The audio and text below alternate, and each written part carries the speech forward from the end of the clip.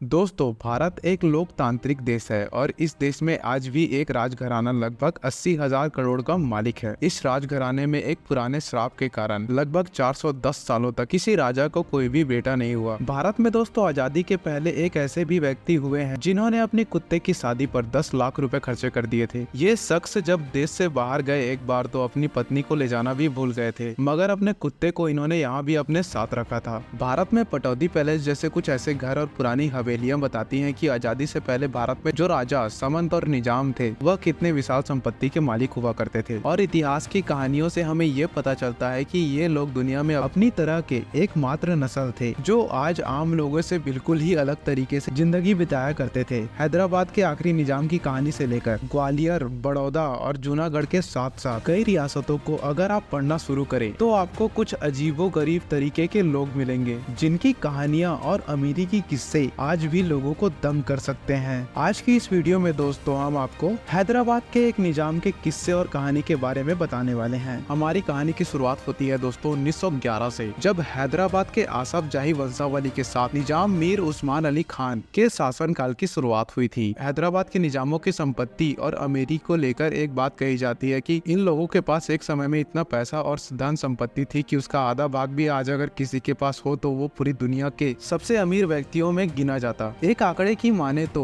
40 के दशक में हैदराबाद के निजाम की कुल संपत्ति अमेरिका की जीडीपी का 2% होता। और साल 1937 में टाइम्स पत्रिका ने मीर उस्मान अली को अपने कवर पर जगह देते हुए उन्हें दुनिया का सबसे अमीर व्यक्ति बताया था। साल 2008 में फोर्ब्स दुनिया के इतिहास में पहचाने गए तब तक के सबसे अमीर लोगों की लिस्ट बनाई थी, जिसमें दोस्तों हैदराबाद के 7वें निजाम को 5वें स्थान पर रखा गया था। हैदराबाद का आखिरी निजाम मुकर्रम जहां बहादुर, जो कि दोस्तों मीर उस्मान अली के पोते थे, उनकी संपत्ति यानी कि उनकी कुल संपत्ति एक समय में 25,000 करोड़ की थी। और दोस्तों साल 1980 तक मुकर्रम जहां बहादुर भारत के सबसे अमीर व्यक्तियों में से एक थे। अब तक आप तो समझ ही गए होंगे कि निजामों की संपत्ति और अमीरी का पैमाना कितना बड़ा हुआ करता था। लेकिन दोस्तों यह कहानी अगर अमीरी से शुरू होकर वहीं पर खत्म हो जाती तो बात ही क्या थी। लेकिन ये कहानी इस पैमाने से भी बहुत बड़ी और चौंकाने वाली है। साल 1734 से लेकर अगले 235 सालों तक हैदराबाद पर निजामों ने शासन किया। मीर उस्मान अली इस कहानी के सबसे अतरंगी और बेमिसाल किरदार हैं, जो कि अपने कुल बजट का करीब 11% हिस्सा शिक्षा के क्षेत्र को मजबूत बनाने में खर्च करते थे। और दोस्तों आज भारत में चल रही कुछ बड़ी शिक्षा संस्थानों को शुरू करने और आगे बढ़ाने में भी इन्होंने महत्वपूर्ण योगदान दिया। टाइम्स ऑफ इंडिया के रिपोर्ट के अनुसार निजाम ने साल 1939 में बनारस हिंदू यूनिवर्सिटी को 1 लाख रुपए डोनेट किए थे। आज के टाइम में देखा जाए तो उस 1 लाख रुपए की कीमत 5 करोड़ के आसपास है दोस्तों। ठीक इसी समय दोस्तों मौलाना आजाद के कहने पर निजाम ने अलीगढ़ मुस्लिम यूनिवर्सिटी के लिए 50,000 रुपए डोनेट किए थे। शिक्षा के अलावा दोस्तों मंदिर निर्माण और उनके रख रखाव में भी निजाम ने बेशुमार पैसा लगाया था, जिन सब चीजों के बारे में उनके पोते ने बाद में जाकर बताया था दुनिया को। उनके दादाजी ने लगभग 22 मंदिरों के पुनः निर्माण करवाए थे और दोस्तों रख रखाव का काम अपने जीवन काल में करवाया था। और दोस्तों अलग अलग संस्थाओं को इस काम के लिए हजारों लाखों रुपए दिए थे। और दूसरी तरफ दोस्तों पुणे के एक इंस्टीट्यूट ने जब महाभारत के पब्लिकेशन के लिए निजाम से संपर्क किया तो दोस्तों इन्होंने लगातार 11 सालों तक इस काम के लिए पूरा खर्चा उठाने का बेड़ा उठाया और इस काम को आखिर तक पूरी शिद्दत से निभाया। इन सभी बातों से निजाम की कही एक बात बिल्कुल सही नजर आती है। उन्होंने यह कहा था कि हिंदू और मुसलमानों को वो अपनी 2 आंखों की तरह मानते हैं, इसलिए किसी एक पे भेद करना उनके लिए आसान नहीं होगा। मीर उस्मान अली की इस दानवीरता से जुड़ा एक किस्सा आज भी इंटरनेट पर पढ़ने और सुनने को मिल जाता है, जिसे लेकर लोग आज भी उनकी तारीफ करते हैं। वह आजादी के बाद का है। कहानी यह सुनने को मिलती है कि निजाम ने लाल बहादुर शास्त्री जी के कहने पर नेशनल डिफेंस फंड में 5,000 किलो का सोना दान किया था। यह बात दोस्तों पूरी तरीके से सही नहीं है, लेकिन ऐसा नहीं हुआ था ऐसा भी हम नहीं कह सकते हैं। रिकॉर्ड से यह बताते हैं कि जब शास्त्री जी ने सेना की आर्थिक सहायता के लिए फंड को स्थापित किया था तब वह खुद निजाम से मिलने हैदराबाद गए थे और उन्हें फंड में निवेश करने के लिए कहा था। इसके बाद दोस्तों एक शाम को शास्त्री जी ने एक जनसभा को संबोधित करते हुए निजाम को फंड में 425 किलो सोना डोनेट करने के लिए धन्यवाद कहा था। बड़े बड़े बॉक्सेस में प्रधानमंत्री तक पहुंचे इस सोने के भंडार में कई पुराने सिक्के और मुद्राएं भी थी, जिसकी कीमत दोस्तों शास्त्री जी ने करोड़ों में होने की आशा जताई। अपने देश की इकोनॉमी को, एजुकेशन और मंदिर मस्जिद वगैरह सभी को इतना बड़ा योगदान देने वाले निजाम मीर उस्मान अली ने आजादी के समय अपनी रियासत को भारत में जोड़ने से मना कर दिया था। यह कहानी मीर उस्मान अली की पर्सनैलिटी का एक और छुपा हुआ पहलू रहा था, जिसके बारे में दोस्तों हम आपको किसी और वीडियो में बताएंगे। मीर उस्मान अली ने एक समय में 185 कैरेट का एक जेकब हीरा खरीदा था, जो कि उस समय दोस्तों दुनिया की सबसे महंगे हीरो में से एक थी। और दोस्तों